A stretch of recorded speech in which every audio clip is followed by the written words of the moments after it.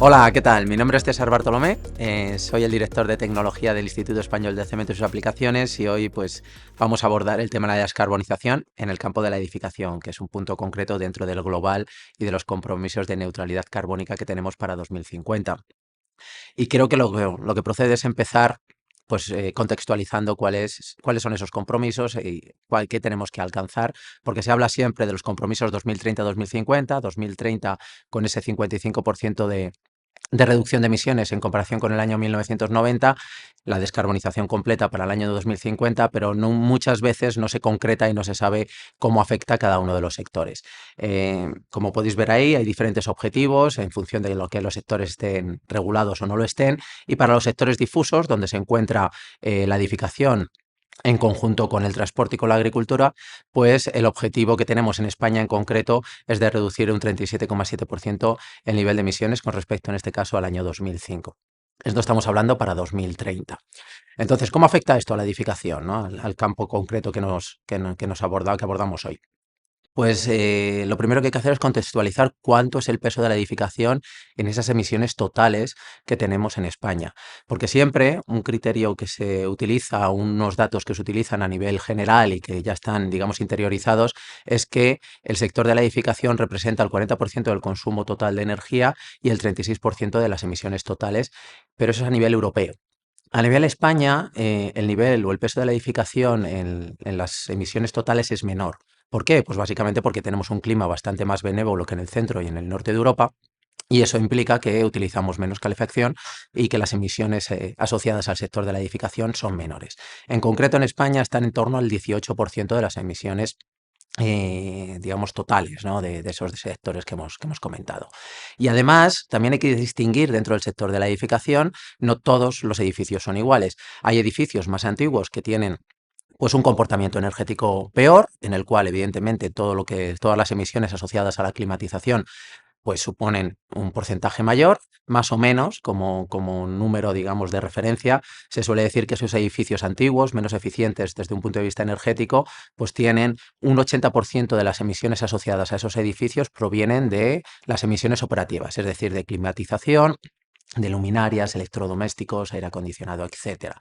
Mientras que el 20% son las emisiones embebidas. ¿Cuáles son las emisiones embebidas? Pues aquellas asociadas a los materiales que forman parte del edificio, básicamente. Eso para los edificios que son, digamos, poco eficientes desde un punto de vista energético. Los edificios que se están construyendo hoy, que evidentemente ya se construyen con otros estándares de calidad y con otros estándares de eficiencia energética, ese peso relativo se más o menos iguala. El 50% de las emisiones provienen de los materiales y el 50% de las emisiones aproximadamente provienen pues, de los consumos que generamos por su uso a lo largo de su vida útil. Entonces creo que es importante el ver el contexto, el ver los datos, porque lo que tenemos que hacer es establecer una estrategia. Y otro de los puntos clave que tenemos que ver es, vale, ¿y el parque español, el parque que tenemos en España, en dónde está? ¿Está en los edificios antiguos? ¿Está en los edificios modernos? Pues como podéis suponer, básicamente la mayor parte de los edificios que tenemos en España son edificios antiguos, son edificios construidos antes del año 2006, que es el año en el que se aprueba el Código Técnico de la Edificación, que es el que regula todo lo relativo a la eficiencia energética, e incluso hasta 2013 no se hacen las exigencias del Código Técnico, en una revisión que hay nos hacen más estrictas, con lo cual casi todos los edificios construidos en esa época, antes del 2006, son edificios con un comportamiento energético muy deficiente, y estaríamos en el primer grupo que hemos explicado, en el cual el 80% de las emisiones son emisiones operativas.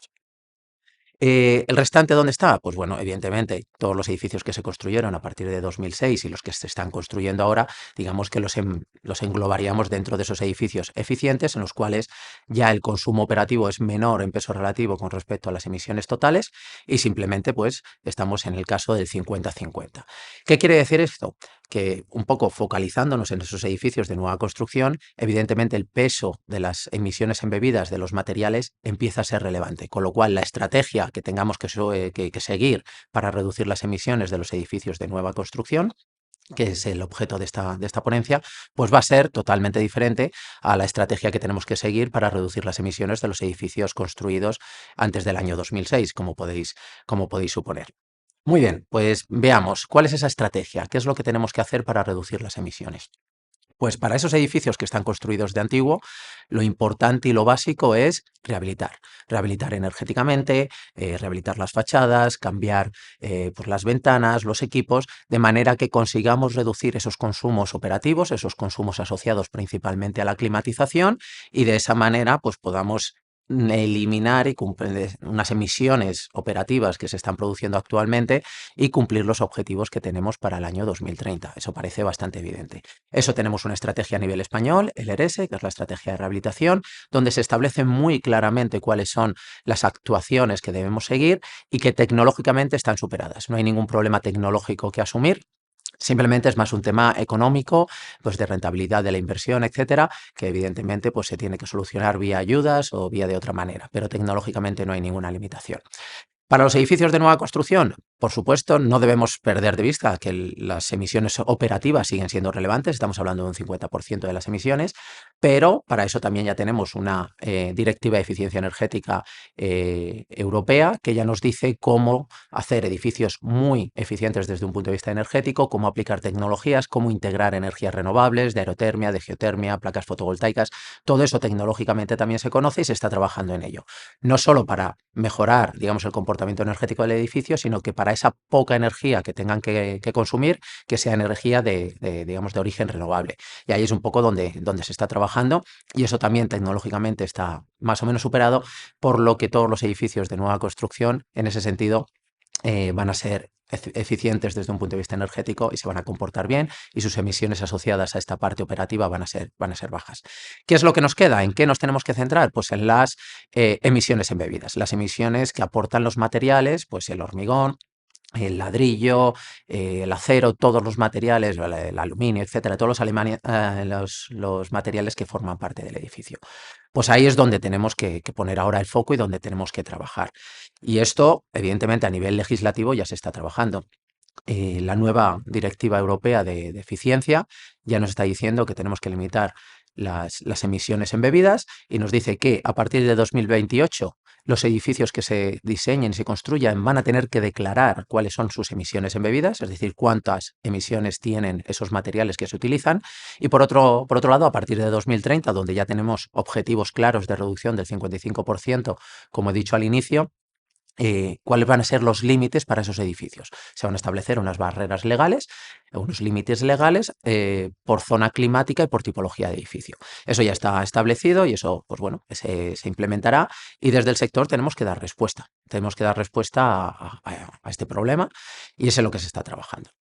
Bien, entonces ya estamos digamos, ya hemos situado el problema, tenemos que reducir las emisiones asociadas a los materiales para los edificios de nueva construcción.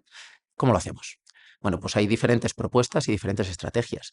Desde una primera propuesta que es, bueno, pues si no podemos, digamos, emitir produciendo esos materiales de construcción, no construyamos. Si limitamos, evidentemente, los edificios de nueva construcción, no vamos a tener emisiones asociadas a esos edificios, y por lo tanto vamos a cumplir los objetivos de 2030. Bueno, es una estrategia que, bueno, puede considerarse, pero no parece muy, digamos, muy adecuada, en el sentido de que pues la demanda de vivienda, la demanda de nuevos edificios está ahí. Se está hablando continuamente en medios de comunicación que tenemos un problema de vivienda en España, y probablemente haya que construir vivienda social, haya que construir determinado tipo de edificios para dar respuesta a esa demanda.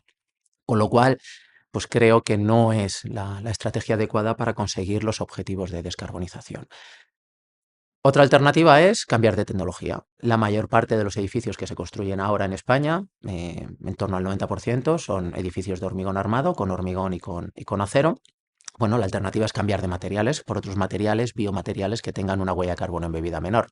Es una alternativa, pero hay dificultades. Por un lado, dificultades de madurez tecnológica. Estos nuevos materiales no están del todo desarrollados tecnológicamente para dar respuestas a las necesidades que tenemos.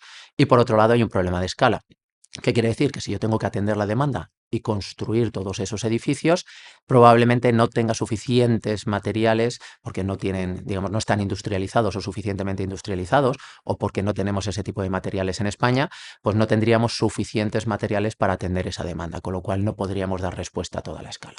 Y luego, por último, ¿qué tecnologías estamos utilizando ahora? Pues principalmente el cemento, el hormigón y el acero. Bueno, pues descarbonicemos el cemento, el hormigón y el acero. Y creo que esa es un poco forma más adecuada de atacar el problema. Muy bien. ¿Cómo reducimos los edificios actuales que se construyen en hormigón y en acero? Pues tenemos una doble vía para hacerlo. Por un lado, reducir la energía y las emisiones asociadas a los materiales, y por otro lado, optimizar el uso de los materiales en el propio edificio, de manera que utilizando menos materiales vamos a ser capaces de reducir la huella de carbono. Y esto ya se está haciendo, los dos puntos ya lo estamos haciendo. Desde un punto de vista del cemento y del hormigón, hay una hoja de ruta de descarbonización que ya nos obliga, digamos, como tenemos el compromiso como sector de reducir la huella de carbono de nuestro material, del cemento y del hormigón. Y como podéis ver ahí, digamos que salvo un caso concreto que, bueno, se puede explicar desde un punto de vista técnico, la tendencia es a que la huella de carbono de los materiales se está reduciendo. La huella de carbono del cemento desde el año 2018 al año 2023, por las declaraciones ambientales de producto que tenemos publicadas, se está reduciendo. Esta tendencia va a continuar al año 2030, al año 2050, hasta lograr la descarbonización, con lo cual los arquitectos e ingenieros podrán utilizar estos nuevos materiales y lograr descarbonización o reducir la huella de carbono aproximadamente en un 30 o un 40% con respecto a lo que se está haciendo ahora. ¿Qué otra manera tenemos? Pues reducir, como he dicho, reducir o optimizar, más que reducir, optimizar el uso de los materiales en los edificios. Si yo hago estructuras muy esbeltas, estructuras muy ligeras, donde yo no utilizo el hormigón en aquellos puntos donde no es estructuralmente necesario, como se puede ver en la foto, ¿no? Una estructura pues muy aligerada, con sus perforaciones, de manera que yo estoy retirando hormigón de la estructura, hago una estructura muy esbelta, muy ligera, con una huella de carbono menor. Son las dos líneas en las que hay que trabajar y en las que la tecnología actual ya nos permite trabajar. De hecho, hay estudios que dicen que las reducciones o las reducciones con la tecnología disponible, las reducciones de emisiones, pueden alcanzar niveles muy elevados. Aquí he puesto tanto para la estructura de hormigón, acero y madera, que son, digamos, las tres estructuras tipo con que se pueden construir hoy. La estructura de hormigón partiría de una huella de carbono embebida aproximadamente de 330 kilos por metro cuadrado de estructura construido, y con las tecnologías actuales hay estudios que dicen que se puede llegar hasta una huella de carbono de 54 kilos por metro cuadrado construido, ya digo que con las tecnologías actuales. En el caso de la estructura de acero, parte de 227 y podríamos llegar a 62 kilos por metro cuadrado construido con las tecnologías actuales. Y por último, las estructuras de madera, que es la que parte de menor huella de carbono embebida, podría llegar hasta los 41 kilos. Como podéis ver, con las tecnologías actuales, más o menos los diferentes materiales alcanzan una huella de carbono similar en el caso de las estructuras. Pues ahí es donde tenemos que trabajar. Tenemos que seguir esta vía, tenemos que aprovechar las tecnologías actuales, que ya nos van a permitir, por supuesto, alcanzar los objetivos de 2030, y con nuevos desarrollos tecnológicos conseguir la total descarbonización en 2050, tal y como tenemos también como objetivo. Y esto es un poco la línea que hay que seguir, estas son las estrategias, estos son los límites a los que podemos llegar actualmente, y avanzaremos en mejorarlos. Nada más por mi parte, es un placer haber estado aquí con vosotros, y ahí tenéis mis datos de contacto en el caso de que queráis contactarme y ampliar la información. Muchas gracias.